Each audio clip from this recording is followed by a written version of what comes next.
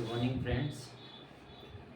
अभी तक मैंने आपको कॉलम क्लासिफिकेशन के 2 से 3 वीडियोस बना के डाले हैं, जिसमें मैंने कॉलम क्लासिफिकेशन में अपन के क्लास नंबर कैसे बनाते हैं, उसमें क्या क्या एलिमेंट्स यूज़ होते हैं और उन एलिमेंट्स का अपन कैसे यूज़ करते हैं।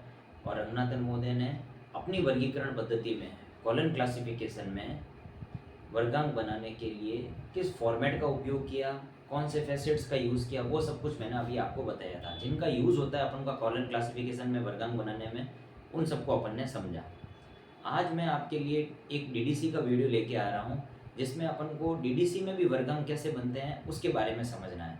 जिस प्रकार से अपन सीसी में कॉलम क्लासिफिकेशन में क्लास नंबर बनाते हैं, वैसे के वैसे डीडीसी डीवे डेसिमल क्लासिफिकेशन जो मेलविल डीवे ने दी थी, उसमें भी क्लास नंबर कैसे बनाने हैं उसको भी अपन समझते हैं। एक्चुअल में अब मैं चाह रहा हूँ कि आपके तीनों सीसी, डीडीसी और कैटलॉगिंग, सीसी और डीडीसी तो काम आती है आपकी क्लासिफिकेशन के लिए, और कैटलॉगिंग काम आती है आपके जो क्लासिफिकेशन कर रहे हो।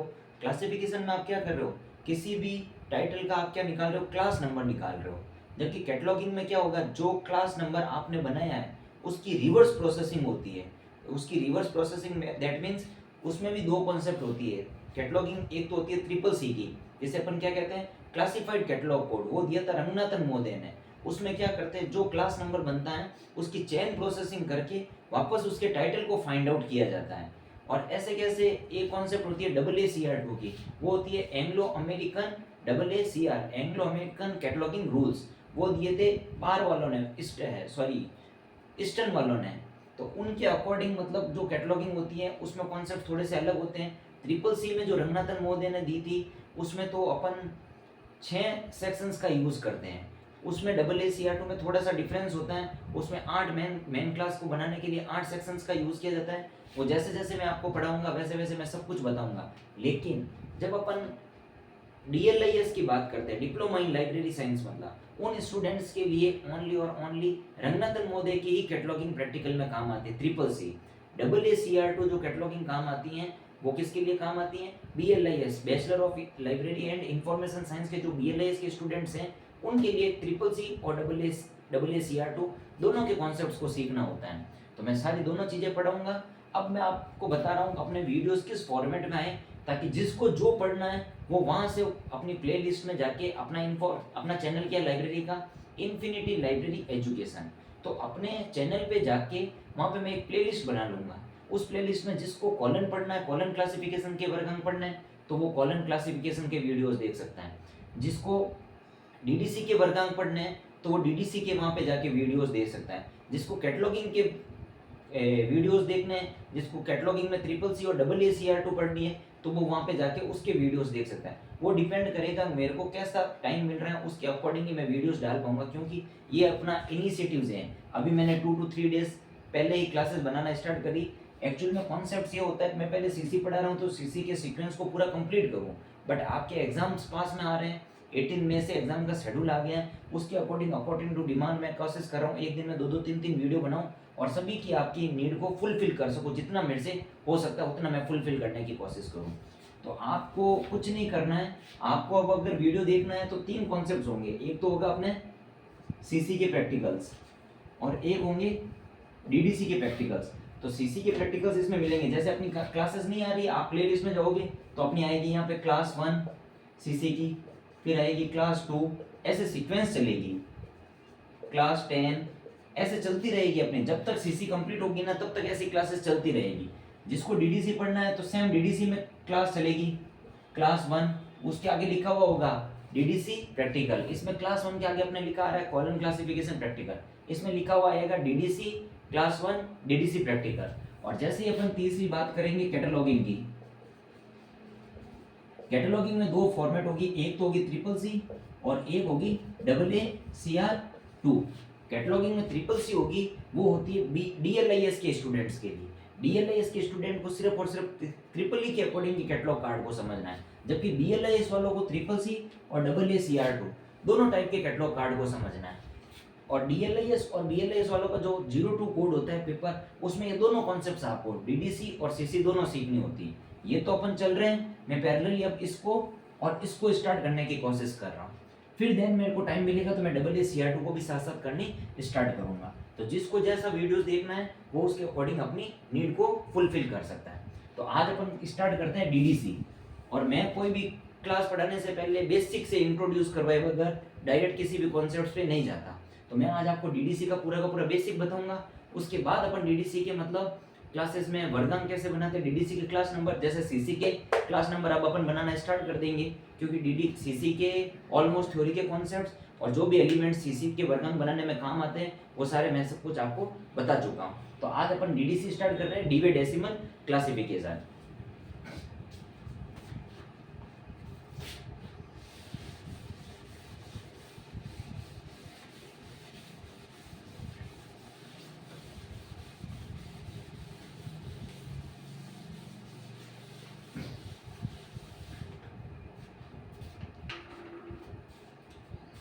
तो अपनी क्लास क्या रहेगी,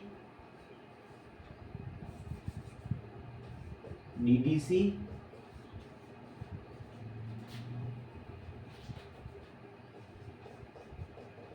प्रैक्टिकल क्लास 1। आज अपनी फर्स्ट क्लास हो रही है डीडीसी की। तो उसमें अपन पढ़ रहे हैं डीवे डेसिमल। डीडीसी का फुल फॉर्म क्या होता है, डीवे डेसिमल क्लासिफिकेशन।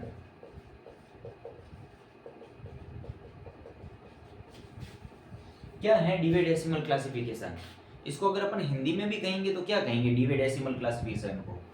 डीवे तो जो इसके साइंटिस्ट है मेलविल डीवे, उनके नाम से इसका नाम रखा गया है डीवे। डेसिमल का मतलब होता है एक दशमलव, जिसे अपन दशमलव क्या होते हैं, ये अपना एक दशमलव होता है। तो मेलविल डीवे ने अपनी वर्गीकरण पद्धति में डेसिमल टर्म का यूज किया है। उनका मानना था कि जब अपन कोई डीडीसी के अकॉर्डिंग किसी भी टाइटल का अगर अपन क्लास नंबर फाइंड आउट करेंगे तो 3 डिजिट के बाद में या 3 न्यूमेरिकल वैल्यू के बाद में डॉट के सिंबल का यूज करना है। इसलिए उन्होंने अपनी क्लासिफिकेशन टेक्निक में क्या नाम दिया था, डेसिमल। और क्लासिफिकेशन मतलब वर्गीकरण। तो जो वर्गीकरण लाइब्रेरी में होता है पुस्तकों का, उसका वर्गीकरण करने के लिए जो कॉन्सेप्ट दी थी मेलविल डीवे साहब ने, तो उन्होंने उसका नाम दिया था Dewey decimal classification.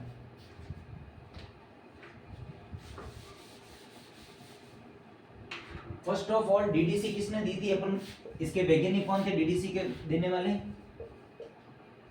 Melville डीवे। Melville डीवे। तो मेलविल डीवे ने भी डीडीसी के लिए अनेक एडिशंस दिए थे। मतलब जैसे सीसी में अपन पढ़ रहे थे, सीसी के अभी तक कितने 7th एडिशंस आ चुके हैं। ऐसे कैसे डीडीसी में भी अभी तक 23 एडिशंस आ चुके हैं डीडीसी के। हर एडिशन में वही चीज कुछ ना कुछ नया अपडेट होके आया और उसी के अकॉर्डिंग वर्गांक भी क्या होते हैं, मॉडिफाइड होते गए। और हर एक में मतलब कुछ ना कुछ नई टर्म को ऐड किया गया। तो सपोज जैसे कि मैं बात कर रहा हूँ डीडीसी का, तो डीडीसी का फर्स्ट जो एडिशन आता है ना, वो आता है 1876 में मेलविल डीवे ने डीडीसी का सबसे पहले फर्स्ट एडिशन दिया था।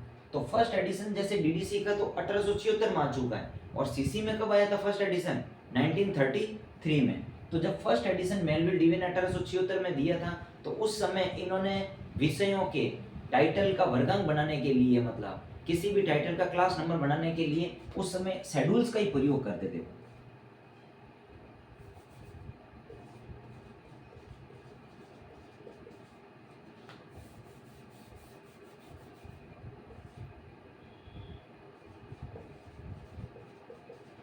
शेड्यूल्स क्या होता है, शेड्यूल्स को अगर अपन क्या कह सकते हैं, शेड्यूल्स को अपन सूची कहते हैं। सूची मतलब एक बुक है शेड्यूल्स की, जो मैंने आपको फर्स्ट डे में बताई थी और आज आपको और इंट्रोड्यूस करवा देता हूँ।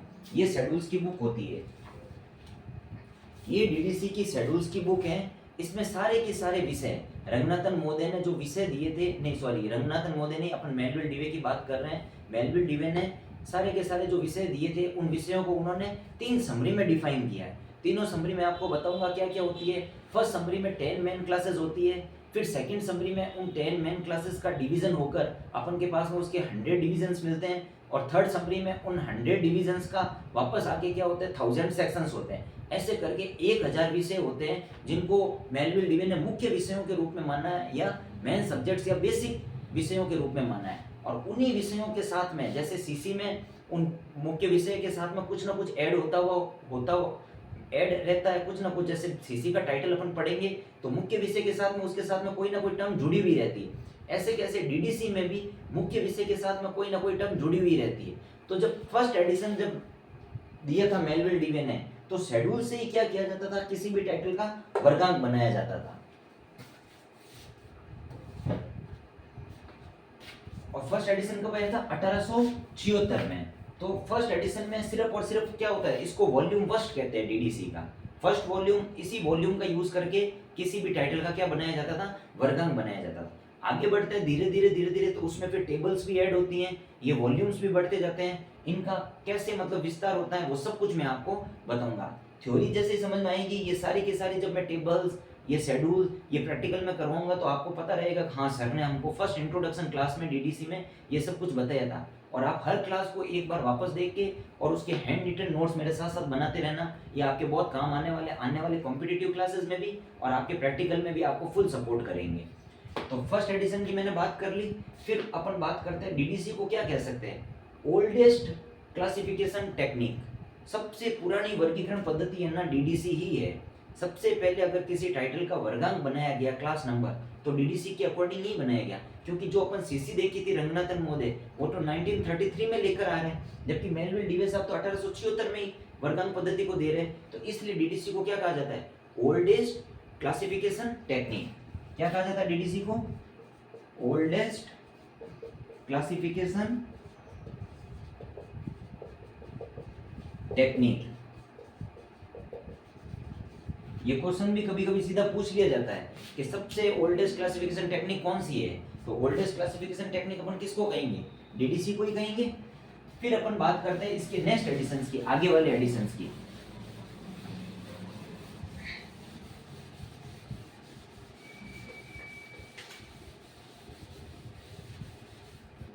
नेक्स्ट एडिशंस की बात करते हैं तो डीडीसी में आगे एडिशंस आते रहते हैं। फिर सेकंड एडिशन भी आया था इसका, सेकंड एडिशन आया था 1985 में, आई थिंक 1985 में ही आया था इसका सेकंड एडिशन। आप वापस क्रॉस चेक कर लेना। मेरे कहने का मतलब है सेकंड एडिशन में मैंने आपको बताया था उन्होंने फॉर्म डिवीजन टेक्निक का यूज किया था, बताया था नहीं बताया था, जब मैंने इसके एलिमेंट्स बताए थे तब मैंने आपको कहा था फॉर्म डिवीजन्स का यूज सर्वप्रथम डीडीसी में रंगनाथन महोदय ने किया था अपने सेकंड एडिशन में। वो फॉर्म डिवीजन क्या है, इसी फॉर्म डिवीजन को मैं कह रहा हूँ आगे जाकर अपन 70वें एडिशन में रंगनाथन महोदय ने इसको नाम दिया था स्टैंडर्ड सब डिवीजन, और वो डीडीसी की क्या कहलाती है, टेबल 1 कहलाती है। तो सेकंड एडिशन में उन्होंने कुछ चेंजेस नहीं किया था, फॉर्म डिवीजन का यूज किया था। एक्चुअल में टेबल का इंट्रोडक्शन तो होता है डीडीसी में 14th एडिशन से, 14वें एडिशन से, जो 1965 में आता है, और जो 14वें एडिशन से टेबल को इंट्रोड्यूस किया जाता है। लेकिन मुख्य रूप से जब टेबल का डीडीसी में यूज होने लगता है, मतलब किसी भी टाइटल का विषय का वर्गांक निकालने के साथ साथ उस टाइटल में जो अदर टर्म उसके साथ में जुड़ी हुई होती है, वो अदर टर्म कुछ भी हो सकती है। वो अदर टर्म ज्योग्राफिकल से रिलेटेड हो सकती है, एरिया से रिलेटेड हो सकती है, हिस्टोरिकल कोई चीज हो सकती है, किसी लैंग्वेज से संबंधित हो सकती है, किसी लिटरेचर से संबंधित हो सकती है, किसी पर्सन से संबंधित हो सकती है, किसी बुक के पब्लिकेशन से संबंधित हो सकती है, एजुकेशन से संबंधित हो सकती है, एनीथिंग, वो कुछ भी हो सकती है। पर उन्हीं का भी तो वर्गांक निकाल के लाना होगा ना अपन को। अपन ऐसा थोड़ी ना टाइटल में सिर्फ मुख्य विषय का वर्गांक बना के उस टाइटल को कंप्लीट कर देते, उसके साथ में जो एडिशनल टर्म्स उसके साथ में जुड़ी हुई होती है उनका भी मतलब वर्गांक निकालने के लिए 17th एडिशन से मेलविल डीवे ने टेबल्स का यूज करना स्टार्ट किया था। और डीडीसी में टोटल कितनी टेबल्स होती है, 7 टेबल्स होती है। वो सारी की सारी टेबल्स मैं आपको बताऊंगा। तो सेकंड एडिशन में तो उन्होंने क्या किया था, फॉर्म डिवीजन का यूज किया, ठीक है। और इसी फॉर्म डिवीजन को उन्होंने आगे चल के 17th एडिशन में इसी फॉर्म डिवीजन को उन्होंने नाम क्या दिया था, स्टैंडर्ड सब डिवीजन।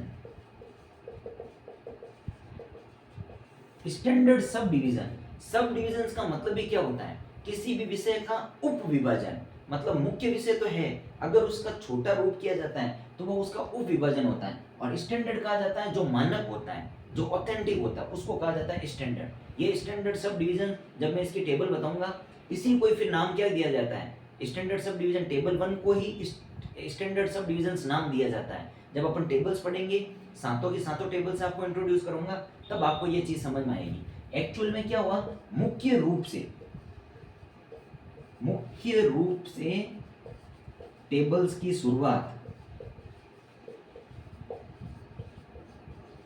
आपको ये चीज समझना बहुत जरूरी है। मुख्य रूप से मतलब कि 17th एडिशन जब आता है उस टाइम से रंगनाथन महोदय अपने किसी भी टाइटल को बनाने, टाइटल का क्लास नंबर बनाने के लिए टेबल्स का यूज करना स्टार्ट कर देते हैं। एक्चुअल में जो टेबल्स होती है ना, टेबल्स का कॉन्सेप्ट तो 14th एडिशन से आ जाता है। जो रंगनाथन महोदय अपना 14th एडिशन देते हैं, इनका एक टाइम पीरियड होता है। जैसे सपोज मैं कह रहा हूँ 14th एडिशन आता है 1942 में, तो आपको ये समझना है इससे पहले 1942 से पहले, जैसे कि फर्स्ट एडिशन, सेकंड एडिशन, इससे पहले अगर किसी भी टाइटल का वो क्लास नंबर निकालते थे तो सिर्फ और सिर्फ शेड्यूल्स का यूज करते थे, सब्जेक्ट का ही मतलब वर्गांक निकाला जाता था।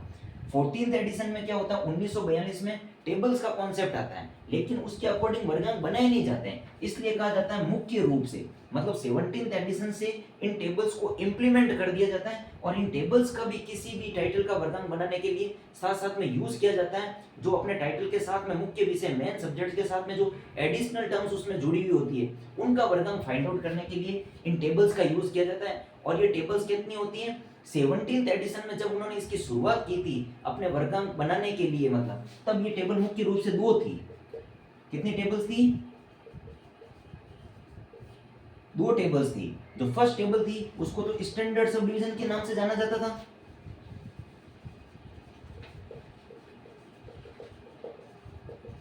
और जो सेकंड टेबल थी उसको किस नाम से जाना जाता था, area tables.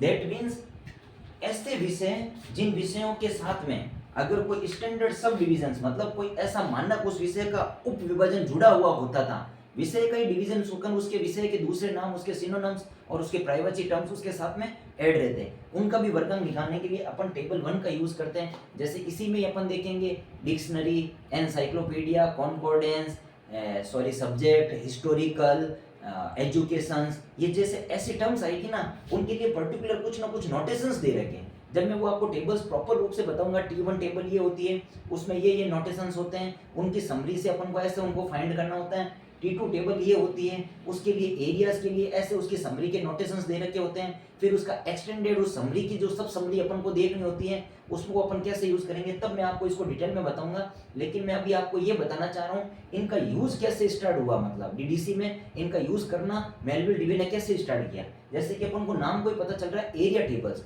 That means area tables में जितना भी ज्योग्राफिकल एरिया है, मतलब कोई कंट्री का नाम हो गया, कोई कॉन्टिनेंट का नाम हो गया, किसी ओशन का नाम हो गया, कंट्री के अंतर्गत, जैसे कि सपोज 7 कॉन्टिनेंट्स होते हैं, एशिया कॉन्टिनेंट होता है, अफ्रीका कॉन्टिनेंट होता है, यूरोप कॉन्टिनेंट होता है। इन सब पहले कॉन्टिनेंट के लिए कोई ना कोई वर्गांक दिया होता है, एक पर्टिकुलर नोटेशन दिया होता है।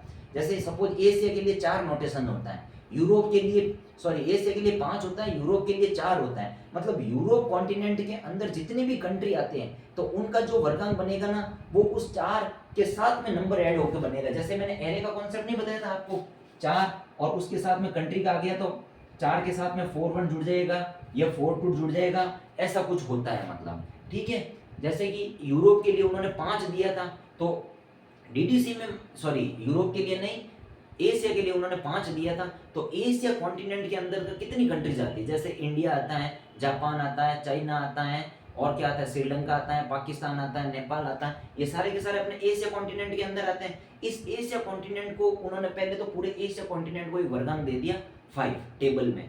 अब उस 5 के अंतर्गत ही एरे के कॉन्सेप्ट से उसके अंदर आने वाली कंट्रीज के वर्गांक ऐड होते रहते हैं। वो सारे के सारे वर्गांक अपन को याद नहीं करने होते हैं, उसके लिए अपन को दे रखी होती है टेबल, जो डीडीसी का क्या रहता है, वॉल्यूम फर्स्ट। वो वॉल्यूम फर्स्ट से मैं आपको इंट्रोड्यूस करवाऊंगा और उसमें सब कुछ बताऊंगा, जब मैं सारी की सारी टेबल्स आपको बढ़ाऊंगा और उसमें सब कुछ मैं आपको दिखाऊंगा कैसे दे रखा है। और आपको भी जब पढ़ोगे तब मैं आपको 19th एडिशन की पीडीएफ जो अपने ग्रुप में डाल दूंगा, वहां से आपको पीडीएफ यूज करनी है, क्योंकि ये बुक तो आपके पास में रहेगी नहीं, तो आप उसको, इसका 23 एडिशन है, जो लेटेस्ट एडिशन है, उसकी पीडीएफ मिल जाए तो उसका यूज कर सकते हो। और अगर 19th एडिशन की पीडीएफ मिले तो आप उस पीडीएफ का यूज करके मेरे साथ साथ डीडीसी पढ़ सकते हो। एक्चुअली 19th एडिशन को ही फॉलो किया जा रहा है। अभी तक तो डीडीसी के कितने एडिशन आ चुके हैं, 23 एडिशन आ चुके हैं। जो एग्जाम में अभी भी बुक जो फॉलो की जा रही है वो 19th एडिशन की ही बुक फॉलो की जा रही है। उसी के अकॉर्डिंग जो वॉल्यूम्स होते हैं, वॉल्यूम फर्स्ट, वॉल्यूम टू और वॉल्यूम थर्ड। वॉल्यूम फर्स्ट होता है जो टेबल्स के लिए होता है, वॉल्यूम टू होता है जो शेड्यूल्स के लिए होता है जिसमें सारे के सारे सब्जेक्ट्स दे रखे होते हैं, और वॉल्यूम थ्री होता है जो रिलेटिव इंडेक्स के लिए होता है। और फर्स्ट क्लास में मैंने आपको रिलेटिव इंडेक्स के बारे में ही बताया था। मतलब सापेक्ष रिलेटिव इंडेक्स क्या हो गया, सापेक्ष सूची, मतलब उस विषय के रिलेटिव इंडेक्स में अल्फाबेटिकल टर्म में तो सारे विषय दे रखे होंगे, उस विषय से संबंधित, क्योंकि उसमें 1000 सब डिविजन्स होते हैं ना। डीडीसी में जब अपन किसी विषय को आगे जब अपन ब्रेक करेंगे, इसकी first summary, second summary, third summary पढ़ेंगे, तो टोटल मिला के अपन के पास में 1000 सब्जेक्ट्स आएंगे।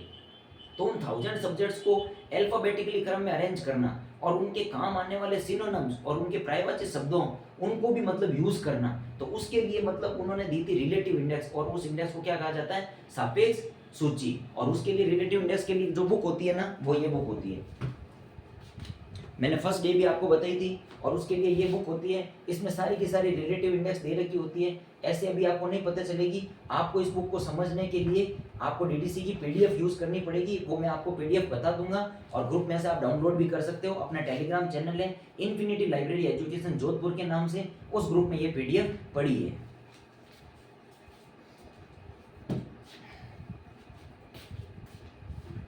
अब अगर मैं आगे बात करूं अपने इसमें, तो मैंने क्या कहा था, 17th एडिशन तक की बात हो गई कि भाई 17th एडिशन में सिर्फ और सिर्फ 2 टेबल्स का यूज किया जाता था। अब एडिशंस तो अभी तक कितने आ चुके हैं, 23 एडिशंस आ चुके हैं। 17th एडिशन के बाद में आता है 19th एडिशन, जो सबसे इंपॉर्टेंट होता है, और उसी एडिशंस को अपन यूज कर रहे हैं। अभी जो सारे के सारे जो क्लास नंबर बना रहे हैं ना डीडीसी में, वो अपन 19th एडिशंस का ही यूज करके बना रहे हैं। और आपके जब प्रैक्टिकल में क्वेश्चंस भी आएगा ना, तो कोष्टक में लिखा हुआ आता है 19th एडिशंस के अकॉर्डिंग, तो उसी एडिशंस का यूज करके अपन को क्या करते हैं, प्रैक्टिकल के क्वेश्चंस बनाते हैं। जो 19th एडिशन आता है ना डीडीसी का, वो आता है 1969 के अप्रोक्स आता है 19th एडिशन। 19th एडिशंस में क्या होता है, जो अपन 17th एडिशंस तक अपन देख रहे थे 2 टेबल का यूज कर रहे थे। अब 19th एडिशंस तक आते आते ये टेबल्स हो जाती है 7। इन टेबल्स की संख्या कितनी हो जाती है, 7 हो जाती है, जिसको अपन किससे रिप्रेजेंट करते हैं, T1 table, T2 table, T3 table, T4 table, T5 table, T6 table और T7 टेबल। ये जो 7 टेबल्स होती है, ये सातों टेबल्स का यूज होना स्टार्ट हो जाता है 19th एडिशन से। इसलिए इस एडिशन को इंपॉर्टेंट माना जाता है। इस एडिशन में इन टेबल में से भी जो टाइटल के साथ में दूसरी टर्म ऐड होती है, उन टर्म का वर्गांक निकालने के लिए इन टेबल को यूज किया जाता है। और इन्हीं टेबल के लिए एक पूरी पर्टिकुलर बुक दे रखी है, जिसे डीडीसी का वॉल्यूम फर्स्ट कहते हैं। वो मैंने आपको दिखाई थी, अभी और दिखा देता हूँ आपको एक बार। ये होता है डीडीसी का वॉल्यूम फर्स्ट। इसमें सारी की सारी टेबल्स दे रखी होती हैं, और सबसे बैक साइड में सबसे पीछे के जो पेजेस होते हैं, उसमें सारी की सारी तीनों समरी दे रखी होती है, समरी फर्स्ट, समरी सेकंड और समरी थर्ड। और आगे से जो अपन देखते हैं ना, उसमें टेबल्स दे रखी होती है। अभी मैं आपको बताऊंगा, तो यहीं से मैं आपको बताना चाह रहा हूँ कि जो टेबल फर्स्ट होती है ना, उसको कहा जाता है स्टैंडर्ड सब डिवीजन। ये टेबल्स के नाम दिए गए हैं, स्टैंडर्ड सब डिवीजन। अब स्टैंडर्ड सब डिवीजन टेबल के अंदर जो इसकी समरी है, वो मैं आपको बाद में बताऊंगा। 19th एडिशन में अपन जो 7 टेबल्स यूज कर रहे हैं, उन टेबल्स का नाम बता देता हूँ। टेबल 2 होती है, जो होती है एरिया टेबल। एरिया टेबल मतलब जैसे मैंने अभी आपको बताया, ज्योग्राफिकल एरिया से रिलेटेड जो भी क्षेत्र उस टाइटल के अंतर्गत आता है, किसी कंट्री या कॉन्टिनेंट का नाम आता है, तो उसके लिए जो वर्गांक मिलेगा वो अपन को एरिया टेबल से मिलेगा। T3 होती है, वो होती है इंडिविजुअल लिटरेचर से रिलेटेड। इंडिविजुअल लिटरेचर, लिटरेचर का मतलब क्या होता है, साहित्य। इंडिविजुअल मतलब कोई सिंगल साहित्य, ऐसा नहीं है मल्टीपल साहित्य, 2-3 साहित्य साथ में जुड़ सके। इंडिविजुअल लिटरेचर का मतलब ये कि जब आपको टाइटल मिलता है, उस टाइटल में मुख्य विषय के साथ में कोई भी साहित्य से रिलेटेड कोई टर्म मिल जाती है। सपोज आपको टाइटल में पोएट्री टर्म मिल जाती है, ऐसे टर्म मिल जाती है, स्पीच टर्म मिल जाती है, ऐसे टर्म मिल जाती है, लेटर टर्म मिल जाती है, कुछ भी नाटक से रिलेटेड कोई भी टर्म मिल जाती है, फैक्शन होता है कैसा कुछ, इनसे रिलेटेड जो भी टर्म्स आपको मिलती है, तो उसके रिलेटेड अगर आपको यूज करेंगे, तो अपन किसका यूज करेंगे, टेबल 3 का यूज करेंगे। कैसे करना है वो मैं आपको आगे बताऊंगा। T4 टेबल होती है, वो होती है इंडिविजुअल लैंग्वेजेस के लिए।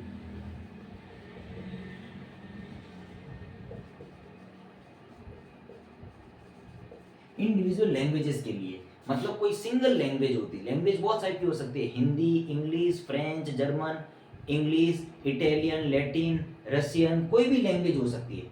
पर्टिकुलर अपने टाइटल के साथ में कोई इंडिविजुअल लैंग्वेज है, उस लैंग्वेज से संबंधित अगर अपन को कोई वर्गांक बनाना है तो उसके लिए अपन किसका यूज करेंगे, टेबल T4 का यूज करेंगे। और T5 टेबल होती है, वो होती है rational, ethics and national groups. National groups. अब देखो T5 टेबल होती है ना, वो बहुत इंपॉर्टेंट टेबल होती है। मतलब एथिक्स और नेशनल ग्रुप्स मतलब किसी पर्टिकुलर क्षेत्र विशेष की प्रजाति या पर्टिकुलर क्षेत्र विशेष में रहने वाले लोगों या पर्टिकुलर एक क्षेत्र विशेष की जो विशेषताएं होती है उसके अकॉर्डिंग अगर अपन को टाइटल में कोई टर्म मिलती है तो उसके लिए अपन किसका यूज करेंगे, T5 टेबल का यूज करेंगे। सपोज मैं आपको बता रहा हूँ पंजाब एक कंट्री है, अगर अपन ने कह दिया पंजाबी, पंजाबी उसको क्या आइडेंटिफाई कर रहा है, पंजाब में रहने वाले लोगों की पर्सनैलिटी को आइडेंटिफाई करेंगे। जैसे मैं आपको सीसी के प्रैक्टिकल बताऊंगा तब मैं आपको बताऊंगा वहां पे पर्सनैलिटी को कैसे आइडेंटिफाई करें। तो पंजाबी क्या हो गया, एक क्षेत्र विशेष में रहने वाली क्या हो गई, एथिक्स हो गई। और वहां का एक नेशनल ग्रुप्स मतलब उस पर्टिकुलर क्षेत्र विशेष में रहने वाले लोगों की ही बात की जा रही है। जैसे कि मैंने कह दिया कन्नड़, कन्नड़ मतलब साउथ का जो बेंगलोर वगैरह उस टाइप का जो एरिया है कर्नाटक वगैरह, वहां पे क्षेत्र विशेष में बोली जाने वाली भाषा और वहां के रहने वाले लोगों को इंडिकेट कर रहा है। तो इसीलिए जो पर्टिकुलर क्षेत्र विशेष की जब कोई भी टर्म आपको मिलती है, जैसे मिल गया तमिल, आपको मिल गया मराठी, तो ये जब ये सारी की सारी चीजें ना उस पर्टिकुलर क्षेत्र विशेष के लोगों को मतलब ग्रुप के, और वो लोग कौन से ग्रुप में, मतलब अगर मैंने कह दिया इंडियंस तो इंडियंस की बात कर दी तो पूरे भारतीयों की बात हो गई, वो तो पूरे कंट्री की बात हो गई। और अब जब मैं इंडिविजुअल में कह रहा हूँ तमिल, मराठी, मारवाड़ी, गुजराती, पंजाबी, ये पर्टिकुलर उस क्षेत्र विशेष में रहने वाले लोगों की बात कर रहे हैं। तो ऐसी टाइप की कोई भी अगर आपको टर्म आपके टाइटल में मिलती है तो उसके लिए अपन किसका यूज करेंगे, टेबल 5 का यूज करेंगे। टेबल 6 होती है, वो होती है लैंग्वेजेस के लिए। जब मैं अभी आपको इसकी फर्स्ट समरी बताऊंगा, फर्स्ट समरी में जो 10 मेन क्लासेस होती है उसमें लैंग्वेजेस के लिए जो टर्म आती है ना वो होती है 400, 400 से लगाकर 499 तक जितने भी विषय आते हैं वो लैंग्वेज से अंतर्गत होते हैं। लैंग्वेजेस कोई भी हो सकती है, सेम वही चीज, English language, French language, Latin language, Italian language, Hindi language, Marathi language, कोई भी लैंग्वेज हो सकती है। मतलब लैंग्वेज से रिलेटेड अगर कोई भी टर्म आती है ना तो उसके लिए अपन किसका टेबल का यूज करेंगे, टेबल 6 का। हालांकि टेबल 6 और टेबल 7 है ना इंडिविजुअल यूज होती नहीं है। टेबल 6 मोस्टली अपन देखेंगे ना तो अपन के टेबल 4 और टेबल 5 के साथ ही यूज होती है। और टेबल 7 होती है वो बताती है पर्सन्स को। अब पर्सन्स मतलब पर्सन्स का मतलब लोग नहीं, पर्टिकुलर लोगों की आइडेंटिटी को रिप्रेजेंट करने के लिए। हर एक लोगों को जो लोग होते हैं मतलब लोगों को कैसे जाना जाता है, मतलब पर्सन्स में भी उसके प्रोफेशंस को जाना जाता है। सपोज मैं आपको पढ़ा रहा हूँ तो मेरा प्रोफेशन टीचिंग का हो गया तो मैं एज ए टीचर कहलाऊंगा। अगर मेरी आइडेंटिटी फाइंड आउट करनी है तो as a teacher identity find out होगी। मतलब जैसे डॉक्टर हो गया, इंजीनियर हो गया, आईपीएस हो गया, आरएएस हो गया, जो भी आइडेंटिटी होती है उस आइडेंटिटी को फाइंड आउट करने के लिए और उससे रिलेटेड अगर वर्गांक को बनाने के लिए टेबल 7 का यूज किया जाता है। हालांकि टेबल 5 तक ही अपन को इंडिविजुअल सारे के सारे क्वेश्चंस देखने होते हैं। टेबल 6 और टेबल 7 तो इन टेबल दूसरी टेबल्स के साथ में ही यूज होती है। इसके लिए जैसे जैसे अपन क्वेश्चंस करेंगे उसमें अपन पर्टिकुलर उस शेड्यूल में उस विषय पे जाएंगे तो वहां पे उसके लिए इससे रिलेटेड इंस्ट्रक्शंस दे रखे होते हैं। उन इंस्ट्रक्शंस को अपन फॉलो करते हुए इन चीज़ों को पढ़ेंगे ना तब आगे ये चीज़ें अपन को और अच्छे से डिटेल में आएगी। हालांकि आपको अभी ये पता होना चाहिए कि डीडीसी में टाइटल का वर्गांक बनाने के लिए मुख्य विषय के साथ में जो भी टर्म जुड़ी हुई होती है उन टर्म का वर्गांक निकालने के लिए इन 7 टेबल्स का यूज किया जाता है। और क्या निकाला जाता है, उसका वर्गांक निकाला जाता है। सातों टेबल आपको पता चल गई। और डिटेल में मैं आपको बताऊंगा, एक एक टेबल को बताऊंगा जब मैं इसके प्रैक्टिकल करवाऊंगा और बाकायदा मैं आपको टेबल्स का यूज करके और सारी चीजें आपको क्लियर करूंगा।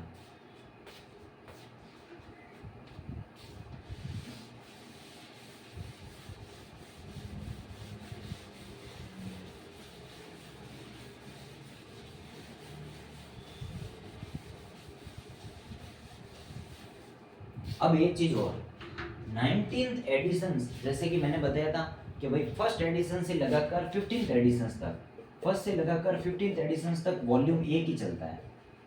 वॉल्यूम फर्स्ट चलता है। दैट मीन्स जो मैंने आपको बताया था ना, सारे के सारे मुख्य विषय किस में दे रखे होते हैं, शेड्यूल्स, उसी का यूज करके वर्गांक बनाया जा रहा था। फिर मैंने कहा था 14th एडिशन से टेबल्स का यूज तो होना स्टार्ट हो गया था, लेकिन उसके बाद में 17th एडिशन से प्रॉपर टेबल्स का यूज होना स्टार्ट हुआ था, और टेबल्स के लिए वॉल्यूम फर्स्ट दे रखा है। शेड्यूल्स के लिए अपन वॉल्यूम 2 का यूज करते हैं। वॉल्यूम क्या होता है, उससे रिलेटेड किताब, पूरी की पूरी बुक, जैसे मैंने आपको बताया था ना कि ये आपका वॉल्यूम सेकंड है और ये आपका वॉल्यूम फर्स्ट है। इस वॉल्यूम में सारी की सारी क्या दे रखी है, टेबल्स दे रखी है, और इस वॉल्यूम में सब कुछ क्या दे रखे हैं, जितने भी आपके शेड्यूल्स है सारे के सारे 1000 विषय हैं, उन विषय और उन विषयों से टूटकर या उनसे रिलेटेड यूज होने वाले सिनोनिम्स, टर्म और उनकी समरी पूरी की पूरी किस में दे रखी है, इस शेड्यूल में दे रखी है। तो ये हो गया वॉल्यूम फर्स्ट और ये हो गया वॉल्यूम सेकेंड। तो 16th और 17th एडिशन में अपन ने कहा 14th एडिशन से टेबल आ गई थी, लेकिन यूज होना वो 17th एडिशन से स्टार्ट हुई। तो अपन मानते हैं 16th और 17th एडिशंस होते हैं ना डीडीसी के, उसमें कितने वॉल्यूम हो जाएंगे,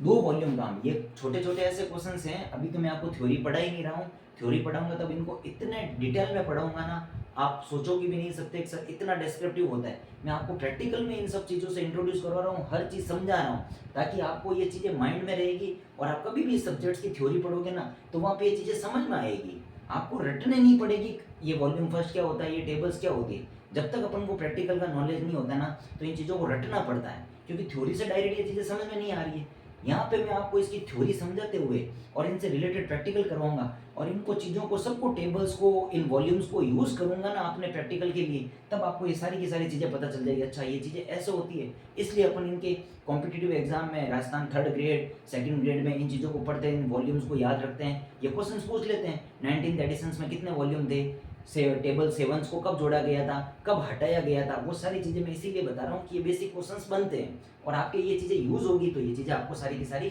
अच्छे से समझ में आ जाएगी। तो 16th और 17th एडिशंस में 2 वॉल्यूम यूज होते हैं। 2 वॉल्यूम अब आपको पता चल गया कौन कौन से, फर्स्ट वॉल्यूम टेबल वाला और सेकंड वॉल्यूम शेड्यूल्स वाला, जिसमें सारे के सारे विषय दे रखे और विषय से रिलेटेड वर्गांक दे रखे। फिर अपन बात करते हैं 18th और 19th एडिशन। इन एडिशंस में क्या हो जाता है, वॉल्यूम 3 हो जाते हैं। कितने वॉल्यूम हो जाते हैं, 3 वॉल्यूम हो जाते हैं। 3 वॉल्यूम मतलब तीसरी बुक यहाँ पे ऐड हो जाती है। और अभी मैंने कहा था 19th एडिशंस में कितने वॉल्यूम होते हैं, 3, और तीसरी बुक कौन सी आ रही है, रिलेटिव इंडेक्स वाली, जिसमें सारे के सारे जो शेड्यूल्स में विषय दे रखे हैं उनको अल्फाबेटिकली अरेंज किया गया है, और उनके साथ में विषयों के जो सब डिविजन होकर जो विषय बन रहे हैं उन विषयों को भी उनके साथ में अल्फाबेटिकली फॉर्म में अरेंज किया गया। सपोज मान लो कोई एक सोशल साइंस का विषय है, सोशल साइंस मुख्य विषय है, सोशल साइंस के डिविजन होने के बाद में सोशल साइंस को अपन 300 से रिप्रेजेंट करते हैं, तो सेकंड समरी में जब इस 300 के सब डिविजन्स करते हैं ना तो इसके अलग अलग विषय निकल के आएंगे, 310, 320, 330, 340, 350, ऐसे करके 390 तक, ये 10 डिविजन्स हो गए। तो मतलब एक जो मुख्य विषय है उसके 10 डिविजन्स हुए, तो और 10 नए सब्जेक्ट्स बन गए, वो भी उस मुख्य विषय का पार्ट ही है, उससे रिलेटेड उनके जो नाम आते हैं या उनके सिनोनिम्स होते हैं। तो शेड्यूल 3 में उनको क्या कर रखा है, मतलब सॉरी शेड्यूल नहीं, वॉल्यूम 3 में रिलेटिव इंडेक्स में उनको अल्फाबेटिकली फॉर्म में जमा रखा है। मतलब मान लो सोशल साइंस में कोई इकोनॉमिक्स को रिप्रेजेंट कर रहा है 330 से 340, तो आप पर्टिकुलर उस इकोनॉमिक्स टर्म पे जाओगे ना, उस इकोनॉमिक्स के कितने सिनोनिम्स हो सकते हैं, या उसके साथ साथ क्या क्या सब्जेक्ट्स विषय ऐड होकर और टाइटल को आइडेंटिफाई कर सकते हैं, इनको अल्फाबेटिकली फॉर्म में अरेंज करके और एक नया वॉल्यूम दिया गया जो आपको कहलाता है रिलेटिव इंडेक्स, जिसे अपन क्या कहते हैं, सापेक्ष सूची। मैंने फर्स्ट क्लास में भी आपको बताया था, सापेक्ष मतलब मुख्य विषय के साथ साथ और उससे मिलते जुलते हुए विषय, जिसमें उसके पर्यायवाची टर्म में काम आने वाले सब विषयों को भी उसके साथ में ऐड किया जाता है, उसको कहते हैं अपन वॉल्यूम 3, जिसे अपन कहते हैं रिलेटिव इंडेक्स। इसीलिए 18th और 19th एडिशंस में वॉल्यूम हो जाते हैं 3rd, 3 वॉल्यूम हो जाते हैं। उसके बाद में 20 से लगाकर 23 तक एडिशंस, जो रिमेनिंग जो बचते हैं ना एडिशन, इन 4 एडिशंस में क्या आ जाते हैं, वॉल्यूम 4 हो जाते हैं। इनमें 4 वॉल्यूम कौन कौन से आ जाते हैं, वॉल्यूम फर्स्ट तो वही टेबल वाला वॉल्यूम, टेबल बुक जो मैंने आपको दिखाई थी, टेबल वाली बुक होती है।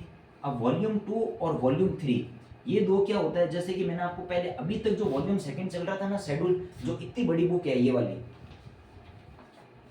इस बुक को अगर अपन डिवाइड करेंगे ना तो इसको 10 मुख्य विषयों में बांटा गया है।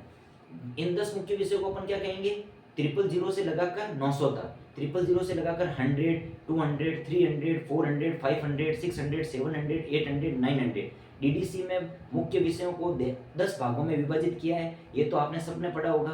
तो ये जो 10 भाग होते हैं, इन 10 भाग को भी अपन जब सब डिविजन्स करते हैं तो 000 से लगाकर 599 तक इनके लिए वॉल्यूम अलग कर दिया जाता है, और फिर 600 से लगाकर 990 तक क्या कर दिया जाता है, एक वॉल्यूम अलग कर दिया जाता है। और अभी पूरा का पूरा किस में है, इसी में डिफाइंड है, मतलब एक ही बुक में। दैट मीन्स मेरे कहने का मतलब है इस बुक के 2 भाग कर दिए जाते हैं और 2 भाग करके इसको अलग अलग कर दिया जाता है, क्योंकि इतनी बड़ी बुक को कैरी करने में थोड़ी सी दिक्कत होती है। इसीलिए मेलविल डिवे ने आगे चल के जो ये 20 और 20 से लगाकर 23 एडिशंस आते हैं, उसमें वॉल्यूम सेकंड को ही, जो पहले सेकंड वॉल्यूम था उसके 2 पार्ट कर दिए, वॉल्यूम 2 और वॉल्यूम 3। और वॉल्यूम 2 में तो इन्होंने क्या कर दिया, 000 से लगाकर 599 ये विषयों के वर्गांक होते हैं, जो मैं अभी आपको समझाऊंगा ये वर्गांक कैसे आते हैं। इन नंबर के अंतर्गत आने वाले विषयों को तो वॉल्यूम सेकंड में रख दिया, और वॉल्यूम थर्ड में क्या कर दिया, 600 से लगाकर 999 तक इन वर्गांक के अंतर्गत आने वाले विषयों को वॉल्यूम 3 में रख दिया। जो वॉल्यूम अपने पहले 2 था उसी के 2 भाग किए और कुछ नहीं किए। और जो वॉल्यूम 4 होता है, जो अपन की पहले क्या थी, रिलेटिव इंडेक्स वॉल्यूम 3 था, उसको क्या नाम दे दिया, वॉल्यूम 4। और वॉल्यूम 4 होता है रिलेटिव इंडेक्स ही है, रिलेटिव इंडेक्स मतलब सापेक्ष सूची। मतलब किसी भी विषय का टाइटल अगर आपको शेड्यूल से नहीं मिल रहा है, उसको डायरेक्ट इस रिलेटिव इंडेक्स से अपन क्या करते हैं, उसको फाइंड आउट करने की कोशिश करते हैं उसके वर्गांक को। ऐसे करके 20 से लगाकर 23 एडिशंस आते हैं।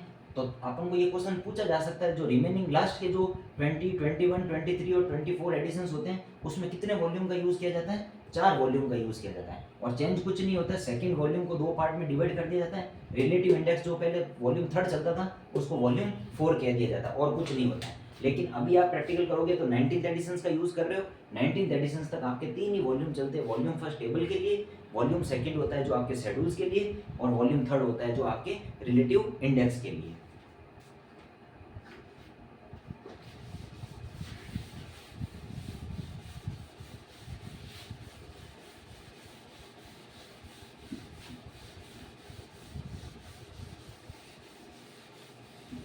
और एक चीज और होती है, 19th एडिशंस के बाद में डीडीसी है ना, इलेक्ट्रॉनिक फॉर्म में भी आना स्टार्ट हो जाती है।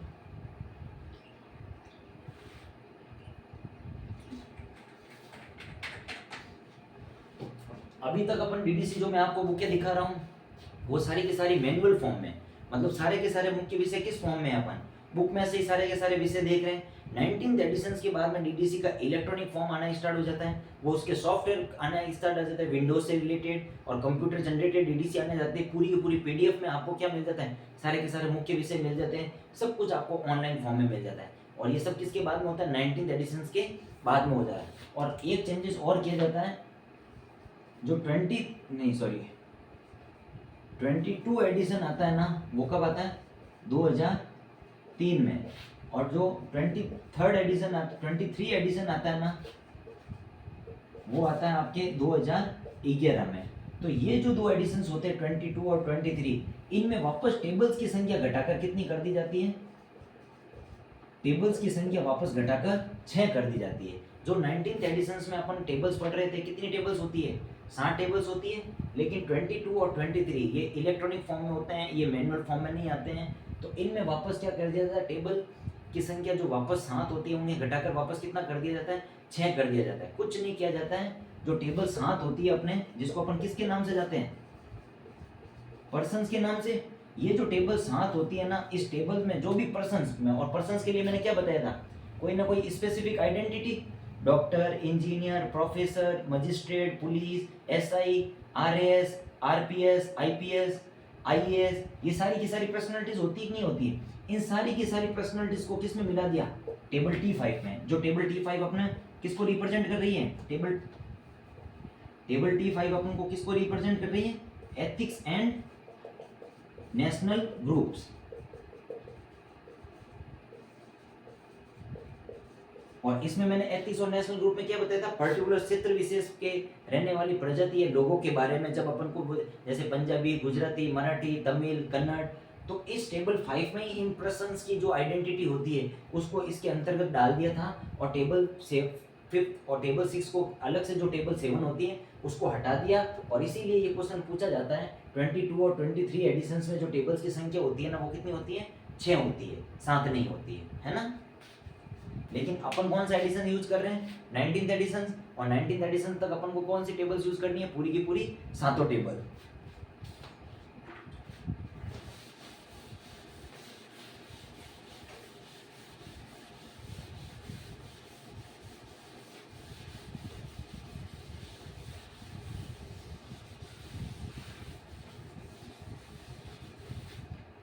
अब अपन पढ़ेंगे डीडीसी। अब ये था डीडीसी का बेसिक इंट्रोडक्शन कि भाई डीडीसी में मेलविल डीवे ने अपने वर्गीकरण पद्धति में जो किसी भी टाइटल का क्लास नंबर निकालने के लिए क्या किया था और क्या क्या फॉर्मेट दिए थे। अब अपन देखते हैं इनमें जो मेलविल डीवे ने 3 समरी दी थी, उन तीनों समरी में जो मुख्य विषयों का जो डिविजन्स किया था वो कैसे किया था। सपोज मैं बात कर रहा हूँ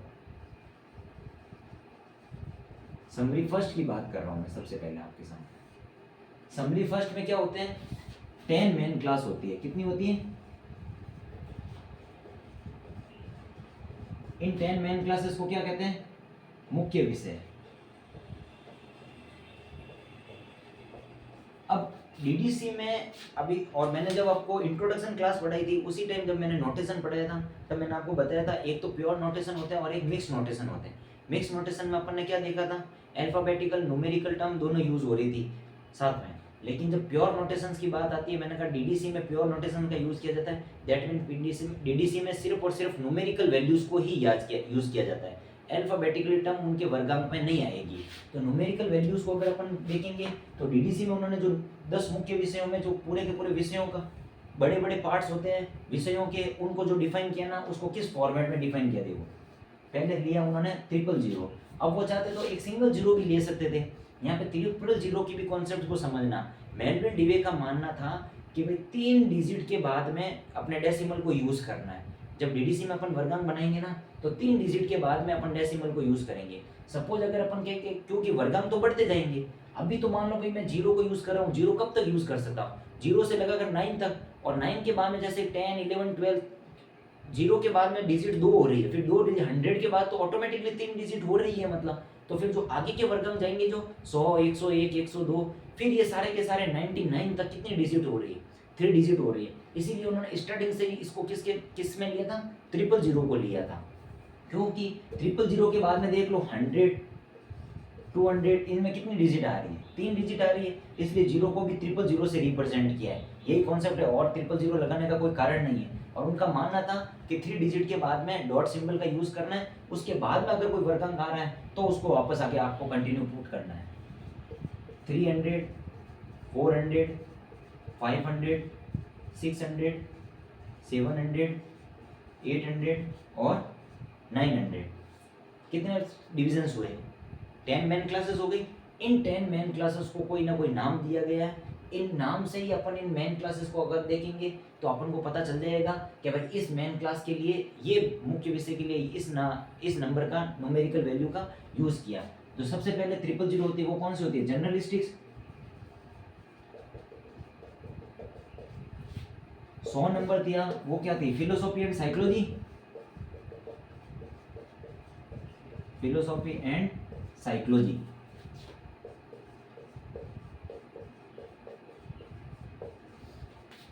200 पे रिलीजियस।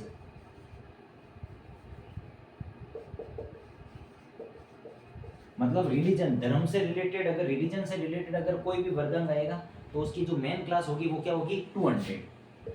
300 पर सोशल साइंस। सोशल साइंस से रिलेटेड जो टर्म आएगी या उससे रिलेटेड मुख्य विषय के लिए जो वर्गांक होंगे वो 300 से लगाकर 390 के बीच में उसके डिविजन्स होंगे। और जो मुख्य विषय आएंगे वो पूरे 300 से लगाकर 399 399 तक सारे के सारे आएंगे। 400 में उन्होंने क्या बताया था? लैंग्वेजेस, भाषाओं से संबंधित जो विषयों को डिफाइन किया उन्होंने 400 को तो लिया मेन क्लास में, और इसकी सब डिवीजन क्लासेस अपन जब सेकंड समरी में देखेंगे तब आपको पता चल जाएगा। और 500 पे उन्होंने किसको लिया था? Pure science.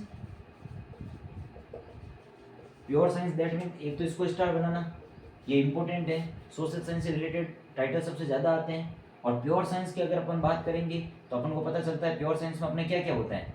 Physics, chemistry, biology, zoology, botany, ये सारे के सारे सब्जेक्ट किस में आएंगे? प्योर साइंस में। 600 पे उसने लिया था टेक्नोलॉजी, टेक्नोलॉजी, और इसी टेक्नोलॉजी को देखो इसकी सिनोनिम्स टर्म होती है अप्लाइड साइंस। अप्लाइड साइंस का मतलब क्या होता है? अप्लाइड का मतलब होता है अनुप्रयोग। अनुप्रयोग मतलब किसी भी चीज का यूज करना, प्रयोग करना। प्योर साइंस में तो साइंस के विषय को दिया है। टेक्नोलॉजी, कोई भी टेक्नोलॉजी कब बनती है? टेक्नोलॉजी तभी बनती है जब साइंस के विषयों का उनको इम्प्लीमेंट किया जाता है, यूज किया जाता है। आज मैं आपको पढ़ा रहा हूँ ऑनलाइन, किसके माध्यम से पढ़ा रहा हूँ? टेक्नोलॉजी के माध्यम से। और टेक्नोलॉजी क्या है मेरी? कम्युनिकेशन और मोबाइल कम्युनिकेशन। तो मोबाइल कम्युनिकेशन कहाँ पे आया? मोबाइल कम्युनिकेशन तब आया ना जब मैथमेटिक्स के कुछ ना कुछ कॉन्सेप्ट्स लगे, उन कॉन्सेप्ट्स का इम्प्लीमेंट हुआ, तो उनका इम्प्लीमेंट होने के बाद उनको यूज किया गया। इसीलिए टेक्नोलॉजी के लिए अप्लाइड साइंस के इसको और नाम से जाना जाता है। ये मैं आपको बता रहा हूँ और कोई नहीं समझेगा कि अप्लाइड साइंस को क्यों कहा जाता है टेक्नोलॉजी को। साइंस को अप्लाइड करके जो मुख्य विषय बने हैं ना, उनको टेक्नोलॉजी में डाला गया है। मेडिकल साइंस आएगी इसमें, इंजीनियरिंग आएंगी, ऐसे विषय आएंगे। मेडिकल साइंस में क्या हो रहा है? सारी सर्जरी हो रही है, बड़े बड़े ऑपरेशन हो रहे हैं, नहीं देख रहे हो? मशीन भी तो वही काम आ रही है ना। एमआरआई मशीन आती है, सीटी स्कैन मशीन काम में आती है, कार्डियो की मशीन काम आती है। वो कहाँ से आई? सारी की सारी टेक्नोलॉजी से ही आ रही है। तो वहाँ पे क्या हो गया? साइंस को अप्लाइड किया गया है। अप्लाइड करने के बाद जो कॉन्सेप्ट्स बनती है ना, उसको डाला जाता है टेक्नोलॉजी में। इसलिए टेक्नोलॉजी को अप्लाइड साइंस में पोस्टर में लिखा जाता है। 700 पे किसको लिया जाता है? Arts and recreation. Arts and recreation ही होता है 700 में। एक बार चेक कर लेता हूँ मैं, ताकि कोई आपको गलत नहीं बता पाऊँ।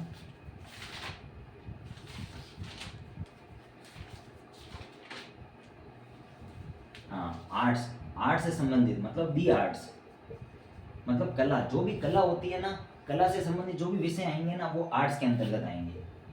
800 पे किसको लिया था इन्होंने? लिटरेचर। लिटरेचर जो साहित्य से संबंधित जितने भी विषय होंगे ना, उनके लिए जो मुख्य वर्गांक होगा ना, वो होगा 800। मतलब साहित्य से संबंधित या लिटरेचर से संबंधित जो भी विषय बनेंगे, उनके लिए मुख्य वर्गांक होगा 800। 900 में किसको लिया था? जनरल ज्योग्राफी एंड हिस्ट्री, या आप ऐसे भी लिख सकते हो, history and general geography, geography. मैं हर कॉन्सेप्ट क्लियर कर रहा हूँ, मैं कोई भी डाउट आपका रखना नहीं चाह रहा हूँ, क्योंकि जितने ज़्यादा डाउट्स क्लियर होंगे उतनी अच्छे से चीज़ें समझ में आएगी। जितने अच्छे से आपको चीज़ें समझ में आ रखी होगी, उतने अच्छे से आप उसको इम्प्लीमेंट कर पाओगे। जितने अच्छे से इम्प्लीमेंट कर पाओगे, उतने अच्छे से आप क्लास नंबर को फाइंड आउट कर पाओगे और उसका वर्गांक बना कर आओगे एग्जाम में। और जितना अच्छे से आप वर्गांक बनाना सीख लोगे, उतने ही अच्छे से आपके थ्योरी के कॉन्सेप्ट्स क्लियर हो जाएंगे और लाइब्रेरी साइंस को आप बहुत ही अच्छे से और बहुत ही बेहतर तरीके से सीख जाओगे। ये तो सारी की सारी थी फर्स्ट समरी। तो फर्स्ट समरी में रंगनाथन महोदय ने, मैंने क्या कहा था, विषयों को 10 मुख्य भागों में विभाजित किया था। और 10 मुख्य भागों में ये ऐसे विषय हैं कि उनकी मेन टर्म को यूज किया है, और उस टर्म के लिए जो यूज होने वाला नोटेशन है ना, उस नोटेशन को इन्होंने बताया अपन को। जैसे कि जनरलिस्टिक्स में जो भी क्लासेस आएगी, अभी इसकी अपन सेकंड समरी पढ़ेंगे ना, तब आपको पता चलेगा कि इसके आगे डिविजन्स कैसे होंगे। जनरलिस्टिक्स के अंदर जो भी विषय आएंगे, तो इन 000 में आने वाले विषयों को, जब 000 में क्या हो सकता है, 000 मतलब 0 से लगाकर 99 तक कितने हो गए? 100 सब्जेक्ट्स हो गए। इन 100 सब्जेक्ट्स को और अलग अलग किसी न किसी नाम से जाना जाता है, लेकिन उनको अगर रैंडमली अगर आपको बता दिया जाए तो आपको नहीं समझ पाओगे। यही तो, इसीलिए तो इसको वर्गीकरण कहते हैं। मतलब उसका वर्गीकरण ऐसे किया जाता है और ऐसे सिस्टमेटिक फॉर्म में आपको अरेंज किया जाता है, ताकि स्टूडेंट उस विषय का वर्गांक आसानी से समझ सके। 100 में किसको लिया है? Philosophy and psychology. मतलब फिलोसॉफी एंड साइकोलॉजी के अंतर्गत कितने भी विषय आएंगे, उनके लिए जो मुख्य विषय होंगे ना, वो 100 से लगाकर 199 के बीच में उनका वर्गांक होगा। और 100 से 199 भी इनका डायरेक्ट विभाजन नहीं होगा। सेकंड समरी करेंगे तो सेकंड समरी में इसका और 10 में डिविजन्स करेंगे। इसके और क्या करेंगे? 10 डिविजन्स करेंगे। और उन 10 डिविजन्स में, जैसे एक क्लास के 10 डिविजन्स करेंगे, तो 10 क्लास के 10 डिविजन्स करके अपने पास में कितने आएंगे? मतलब 100 डिविजन्स आएंगे। इसीलिए सेकंड समरी को मेलविल डिवी ने क्या कहा था? 100 डिविजन्स। एक मेन क्लास में कितने हैं? 10 डिविजन्स। 10 मेन क्लासेज हैं अपने पास में। जो फर्स्ट समरी में 10 मेन क्लासेज हैं, एक के 10 डिविजन्स हो रहे हैं, तो 10 के 10 डिवीजन 10 × 10 कितने होंगे? 100। दैट मीन्स सेकंड समरी में यहाँ से और अपन के सामने क्या 100 नए क्या हो गए विषय निकल के आएंगे, लेकिन डिविजन कितना होगा हर एक मेन क्लास का 10 में ही होगा। इसीलिए ये पूछा जाता है डीडीसी में प्रत्येक मेन क्लास को या प्रत्येक मुख्य विषय को कितने भागों में बांटा जाता है। डिवीजन उनका 10 में ही किया जाता है, तो आंसर क्या होगा आपका 10 मुख्य भागों में बांटा जाता है। डिवीजन 10 में ही होगा, लेकिन मेन क्लासेस कितनी है 10 है, तो 10 इंटू 10 समरी पूरी किसकी बनेगी सारी 10 क्लासेस की बनेगी। 10 इंटू 10 करके 100 विषय आपके सामने आ जाएंगे।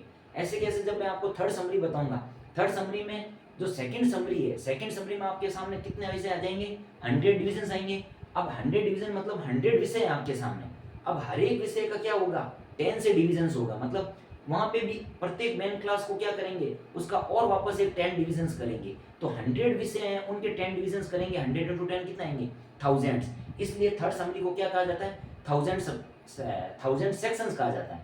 तो फर्स्ट समरी को क्या कहा जाता है 10 मेन क्लासेस, सेकंड समरी को क्या कहा जाता है 100 डिवीजन्स, और थर्ड समरी को क्या कहा जाता है 1000 सेक्शंस। ये पर्टिकुलर इसी फॉर्म में आपको ध्यान रखना है। First summary 10 main classes, second summary 100 division, third summary 1000 sections. आगे कैसे होते हैं मैं आपको बताता हूँ। देखो ये चीज आपको पता चल गई। अगर आप इनिशियल हो तो आप स्क्रीनशॉट ले सकते हो। विषय आपको याद नहीं करना है, जैसे ही प्रैक्टिकल क्वेश्चंस करेंगे ये सारे विषय आपको याद होने लग जाएंगे जब अपन इनका यूज करना स्टार्ट करेंगे प्रैक्टिकली फॉर्म में।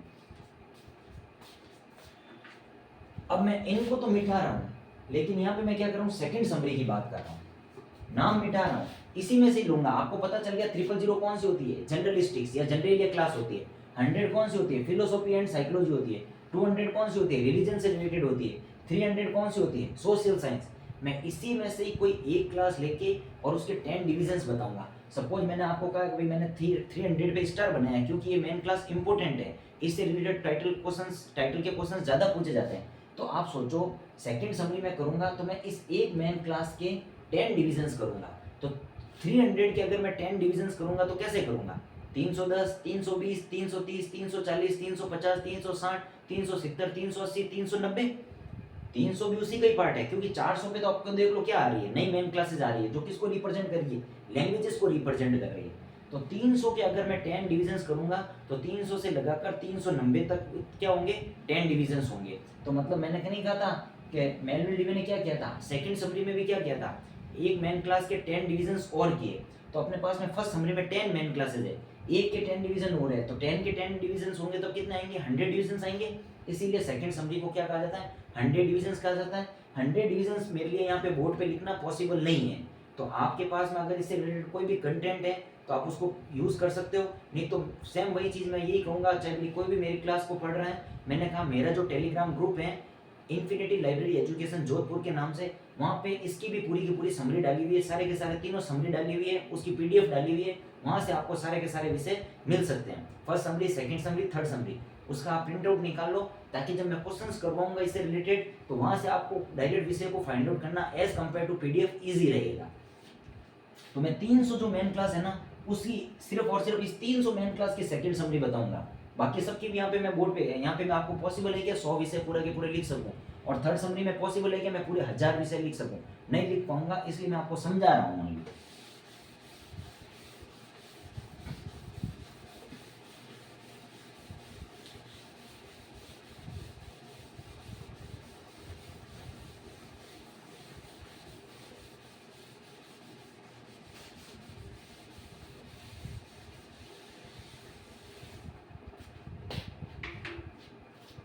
और इतने विषय 1000 विषय किसी को याद भी नहीं रहते हैं, प्रैक्टिस करते तब आपको याद रहने स्टार्ट हो जाते हैं काफ़ी विषय, लेकिन अपन को याद करना ही नहीं है। एग्जाम में तो आपको बुक मिलेगी, आप उस बुक का यूज़ करना सीखोगे तभी तो वहाँ आपको अपना अपने एग्जाम में बुक का यूज़ करके आप वर्गांक बना पाओगे। मैं आपको बुक का यूज़ करना ही सिखाऊंगा और टाइटल बनाना सिखाऊंगा। सपोज मैं बात कर रहा हूँ समरी सेकेंड की, जब मैं सेकेंड समरी की बात कर रहा हूँ तो मैंने कहा सेकेंड समरी में क्या होते हैं 100 डिविजन्स होते हैं। कितने होते हैं 100 डिविजन्स। अब ये 100 डिविजन्स कैसे आते हैं, फर्स्ट समरी में अपन ने 10 मेन क्लासेस देखी थी 000 से लगाकर 900 तक, उसी में से मैं एक क्लास यूज कर रहा हूँ 300 वाली। 300 अपनी क्या थी सोशल साइंस। अभी सोशल साइंस के अगर मैं 10 डिविजन्स और करूंगा, एक मेन क्लास के 10 डिवीजन कर रहा हूँ, 10 मेन क्लासेस के 10 डिविजन करेंगे तो अपने 100 सारे के सारे सब्जेक्ट्स आ जाएंगे। इस एक मेन क्लास के अगर मैं 10 डिवीजन करूंगा तो क्या बनेगा 310, 320, 330, 340, 350, 360, 370, 380 और 390। क्योंकि 400 पे अपनी मेन क्लास चेंज हो जाती है, लैंग्वेज की आ जाती है, इसीलिए इस मेन क्लास को भी इसमें इंक्लूड किया जाता है। तो देखो 1 2 3 4 5 6 7 8 9 10 डिविजन्स हो गए। अब इनको भी कोई ना कोई नाम दिया जाता है। ये भी है ना, ये तो क्या है, नोटेशन है वर्गांक है। जैसे सोशल साइंस का वर्गांक 300 है, तो 310 पे कौन सी मेन क्लास है उसका मैं नाम बताऊंगा आपको कि भाई इनको क्या नाम दिया जाता है।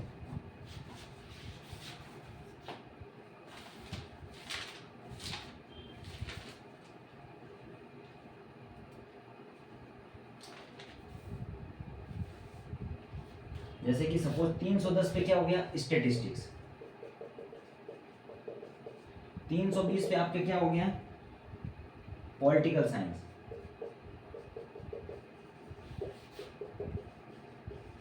330 पे आपके क्या हो गया, इकोनॉमिक्स।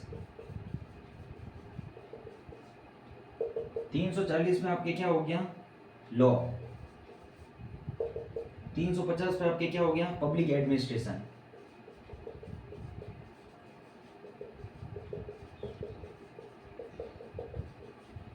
360 पे आपके क्या हो गया, सोशल प्रॉब्लम्स।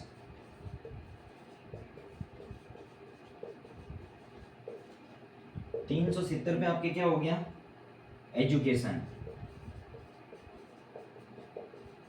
इसमें भी इसको स्टार बना दो। नेक्स्ट में मैं इसी क्लास को ब्रेक करके आपको समझा दूंगा 370 को थर्ड समरी में। 380 पे आपके क्या हो गया, कॉमर्स।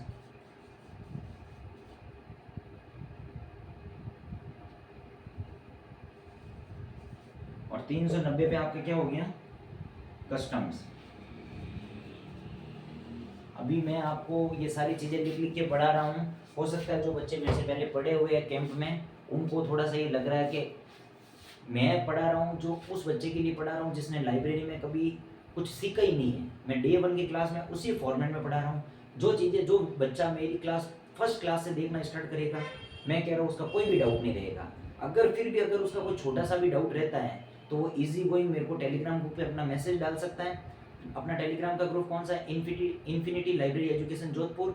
अगर मैं कह रहा हूँ उसको फर्स्ट क्लास को या फर्स्ट क्लास से वो कंटिन्यू देख रहे हैं और उसको चीज़ें समझ में नहीं आ रही है, तो वो उसी वीडियो को अगर सेकंड टाइम एक बार और देख लेगा ना, तो मैं कह रहा हूँ बेसिकली उसकी सारी कॉन्सेप्ट्स क्लियर हो जाएगी। तो मैं तो उस फॉर्म में पढ़ा रहा हूँ कि मेरे सामने जो भी बच्चे पढ़ रहे हैं उनको कुछ नहीं आ रहा है। मतलब अब उसमें से काफ़ी बच्चे जो मेरे से पहले पढ़े हुए हैं उनको काफ़ी कॉन्सेप्ट्स उनके क्लियर हो सकते हैं, तो हो सकता है वो वीडियो को क्या करते हैं, स्पीड में देख सकते हैं। अदरवाइज मैं उसी फॉर्मेट से पढ़ाऊंगा कि भाई मेरे लिए सारे के सारे स्टूडेंट्स न्यू हैं, तो बेसिक टू जीरो तक, जीरो से हीरो तक बनाने का काम मेरा रहेगा। मैं आपको जीरो से लगाकर एंड तक पूरा का पूरा चीज़ें एक्सप्लेन करके और विथ एग्जाम्पल, इतने एग्जाम्पल क्वेश्चन प्रैक्टिस करवा दूंगा जितना आप सोच नहीं सकते। तो फिर आप उसके बाद में सब्जेक्ट ऑटोमेटिकली इजी हो जाएगा। आने वाली वैकेंसी में आप देखना बहुत अच्छा अपने आप को पॉजिटिव फील करोगे। तो सेकंड समरी में मैंने कहा 100 डिवीजन आपने देखा। सोशल साइंस जो फर्स्ट समरी में अपन ने इसको नाम दिया था सोशल साइंस, एक 300 एक पर्टिकुलर उस 000 100 200 में से 300 एक पूरा का पूरा 10 मेन क्लास में से एक क्लास थी। जब उसका अपन ने और डिवीजन किया, एक मेन क्लास के 10 डिवीजन किए, तो 10 और नए विषय अपन के सामने निकल कर आए। तो सेकंड समरी में 100 डिवीजन कैसे होते हैं, एक मेन क्लास से 10 विषय निकल के आए। ऐसे कैसे, अगर मैं 100 को करता तो 100 को भी 110 120 130 190 तक आते। 200 के करता तो भी 210 220 230 से लगाकर 290 तक आते। ऐसे 400 500 600 900 सारी की सारी 10 मेन क्लासेस के 10 डिवीजन करता तो 100 विषय निकल कर आते नहीं आते। इसीलिए मेलविल लिवे ने सेकंड समरी को 100 डिविजन्स के नाम से आइडेंटिफाई किया है। ये आपको पता होना चाहिए। मेरी क्लास में कुछ भी चीज़ रटने की जरूरत नहीं है, सारी चीज़ें समझने की जरूरत है। समझना मेरा काम है, समझना आपका काम है। आपको सेकंड समरी समझ में आ गई होगी। अब थर्ड समरी में मैं क्या करूँगा, अब सपोज मैं यहीं से ही बता रहा हूँ 10 मेन क्लासेज आ गई अपने सेकंड समरी से, और सेकंड समरी में ऐसे करके मैंने कहा जो फर्स्ट समरी थी उसकी जो 10 मेन क्लासेस थी उसको डिवीजन करके मैं यहाँ पे बोर्ड पे आपको एक क्लास समझा पा रहा हूँ। अगर 10 के 10 अगर मेन क्लासेस का अगर मैं डिवीजन करूँगा तो 100 विषय निकल के आएंगे। उन 100 विषयों के वो अब अपन की सेकंड समरी में क्या है, 100 मेन क्लासेस है। अब उन 100 मेन क्लासेस के और मैं 10 डिविजन्स करूंगा तो 100 इंटू 10 कितने हो जाएंगे, वहीं पे मैं यही करूंगा। जैसे 370 है, इस एक क्लास का मैं डिवीजन करके बताऊंगा आपको, तो यहाँ से और 10 विषय निकल के आएंगे। तो ऐसे कैसे सेकंड समरी में एक मेन क्लास के 10 विषय हैं, तो इन 10 के अगर 10 करूंगा तो 100 निकलेंगे। तो ऑलरेडी अपन को सेकंड समरी में 100 मेन क्लासेज हैं, तो 100 सब्जेक्ट के अगर मैं 10 सेक्शंस करूंगा तो 100 इंटू 10 कितने होंगे, थाउजेंड्स होंगे कि नहीं होते। इसीलिए थर्ड समरी को क्या कहा जाता है, 1000 सेक्शन कहा जाता है। और ये क्या कर रहे हैं, एक बड़ा विषय, बड़े विषय से छोटे विषय और छोटे विषय से उससे और छोटे विषय को आइडेंटिफाई कर रहे हैं, इसीलिए इसको मेन क्लासेज से डिवीजन और डिवीजन से इसको सेक्शन में डिफाइन किया है। लाइक एज मैंने आपको सीसी में पढ़ाया था, universe of knowledge, first division main class, after that second division facets, after that facets का जब अपन डिवीजन करते हैं तो आइसोलेट्स, और आइसोलेट से अपन के एरे और चेन को रिप्रेजेंट कर रहा है। सेम की सेम चीज चल रही है डीडीसी में। तो थर्ड समरी में जैसे कि मैं मान लो 370 है, अब 370 के 10 डिवीजन क्या हो सकते हैं, 370 से 371, 372, 373, 374, 375, 376, 377, 378 और 389, क्योंकि 378, 379 के बाद में 380 पे तो अपना नया सब्जेक्ट आ जाता है जो कॉमर्स को रिप्रेजेंट कर रहा है। दैट मीन 370 जो एजुकेशन से रिलेटेड सब्जेक्ट हैं उसके अंतर्गत, जैसे मैंने आपको एरे के कॉन्सेप्ट में बताया था कि नहीं बताया था, सापेक्ष, कौन सी कोऑर्डिनेट क्लासेस जो 370 के अंतर्गत आएगी। एजुकेशन में क्या आएगी, primary education, secondary education, college education, university education, research, वो सब क्लासेस किस में आएगी, इसी में आएगी कि नहीं आएगी। तो उनको नंबर दे दिया अलग, तो ये क्या हो गया 371, 372, 373, 370 के समकक्ष, इसके सापेक्ष सॉरी इसके समकक्ष आने वाली क्लासेस हैं, तो ये वर्गांक बन जाएंगे अलग से। तो यहाँ से 10 डिविजन्स निकलेंगे, ऐसे ऐसे 10 इंटू 10 करेंगे तो 100 तो निकल रहे हैं एक क्लास से। अपने पास में टोटल क्लासेस कितनी है, 10 क्लासेस है, तो 100 इंटू 10 कितने हो गए, थाउजेंड्स हो गए। तो मैं एक क्लास को आपको रिप्रेजेंट करके समझा रहा हूँ, बाकी की सारी आपको समझ में आ जाएगी।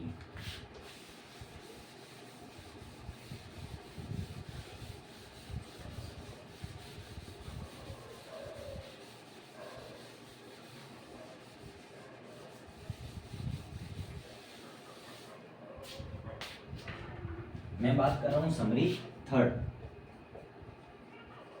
समरी की बात कर रहा हूँ, और थर्ड समरी को किस नाम से जाना जाता है, 1000 सेक्शंस। डिवीजन सेक्शंस होते तो विषय के भाग ही है। अब जैसे कि सपोज मैंने लिया था 370 को,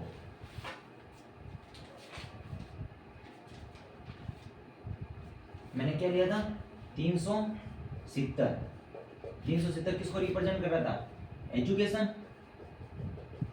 अब अगर मैं इसके सेक्शन करूंगा तो क्या होगा, 371, 372, 373, 374, 375, 376, 377, 378 और 399, और 390 पे तो क्या आ जाती है, नई मेन क्लास आ जाती है, नहीं आ जाती है, जो किसको रिप्रेजेंट कर रही है, कॉमर्स को।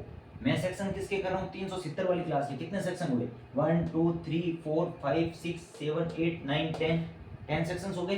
अब इनके लिए भी क्या है, कुछ ना कुछ नाम दे रखे हैं, जैसे कि 371 किसको रिप्रेजेंट कर रहे हैं, जैसे 370 तो रिप्रेजेंट कर रहे हैं अपने एजुकेशन को, तो 371 किसको रिप्रेजेंट कर रहे हैं, आपके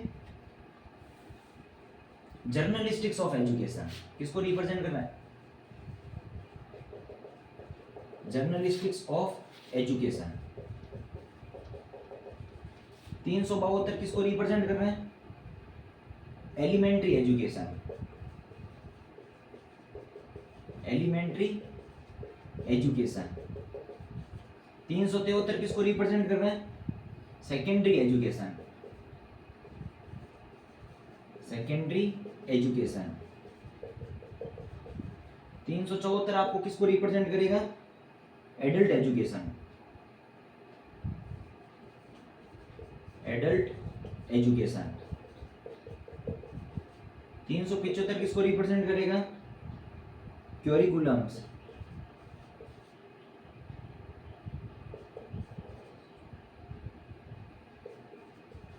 कैरिकुलम्स को कौन रिप्रेजेंट करेगा, 375। 376 किसको रिप्रेजेंट करेगा, education of women, education of women. 377 किसको रिप्रेजेंट करेगा, schools and religion, schools and religion. 378 किसको रिप्रेजेंट करेगा? Higher education.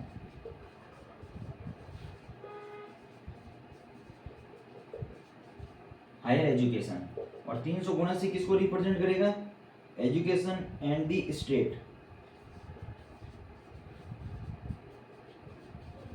And the state. आपको ये चीज़ें याद नहीं करनी है, ये सारी की सारी चीज़ें आपको प्रैक्टिकली समझाने का काम मेरा है। कहाँ पे किस चीज़ का यूज़ करना है वो सब कुछ मैं आपको बताऊंगा। मैंने आपको यही बताया है। थर्ड समरी में क्या हो रहा है, कैसे आपको पता चल गया? सेकंड समरी से जो अपन के विषय का डिविजन्स निकल जा रहे हैं, उस डिवीजन वाले विषय का जब अपन आगे सेक्शंस करते हैं तो एक विषय का सेक्शंस करते हैं तो और 10 मेन क्लासेस अपने सामने आती है। तो ऐसे कैसे second section, second division, second summary में जो अपने पास में 100 डिविजन्स होते हैं, उन 100 डिविजन वाले सभी विषयों के 10 सेक्शंस करेंगे तो 100 इंटू 10 थाउजेंड्स, इसीलिए इसको नाम दिया जाता है 1000 सेक्शन। क्या आप 1000 सेक्शंस का याद कर सकते हो सभी विषयों का नाम? ऐसे कभी नहीं कर पाओगे। लेकिन आपकी प्रैक्टिस उस लेवल की होगी, हार्डली वाली, तो इसमें से कितने विषय तो आपके मुंह पे याद हो जाएंगे और आपके प्रैक्टिकल में स्पीड हो जाएगी। डीडीसी का मैंने बेसिक इंट्रोडक्शन आपको बता दिया है कैसे किया जाता है। अब मैं कल आपको इसमें या जब भी डीडीसी की नेक्स्ट क्लास होगी उसमें मैं आपको टेबल्स के बारे में बताऊंगा, सारी की सारी टेबल्स की समरी समझाऊंगा, उन समरी को अपन को यूज़ कैसे करना है, एक एक टेबल से रिलेटेड अपन को कैसे क्लास नंबर बनाना है, टाइटल का शेड्यूल से क्लास नंबर कैसे बनाना है पहले वो बताऊंगा, केवल शेड्यूल का यूज़ करके क्लास नंबर कैसे बनाना है। फिर मैं आपको बताऊंगा T1 टेबल का यूज़ करके क्लास नंबर कैसे बनाना है, T2 टेबल का यूज़ करके क्लास नंबर कैसे करना है, ऐसे ऐसे सारी की सारी टेबल का यूज़ करके अपन को क्लास नंबर कैसे बनाना है। फिर मैं ये भी बताऊंगा रिलेटिव इंडेक्स का यूज़ करके आपको कैसे क्लास नंबर बनाना है, सब कुछ मैं बताऊंगा। जुड़े रहिएगा मेरे साथ, क्लास को सब्सक्राइब कीजिए, लाइक कीजिए। मैं ये देख रहा हूँ आप सब्सक्राइब नहीं कर रहे हो। हाँ, काफ़ी बच्चों ने सब्सक्राइब किया है लेकिन आप सब्सक्राइब करना भूल जाते हो। आप क्या करते हो, अपने रेज्यूम में पढ़ते रहते हो, नहीं तो क्लास को लाइक करते हो, नहीं सब्सक्राइब करते हो। इसलिए मैं अपना काम अपनी ऑनेस्टी से कर रहा हूँ, आप भी अपना इतना सा काम कर सकते हैं, मेरी क्लास को सब्सक्राइब एंड लाइक जरूर करें। थैंक यू, मिलते हैं नेक्स्ट क्लास में। Have a nice day.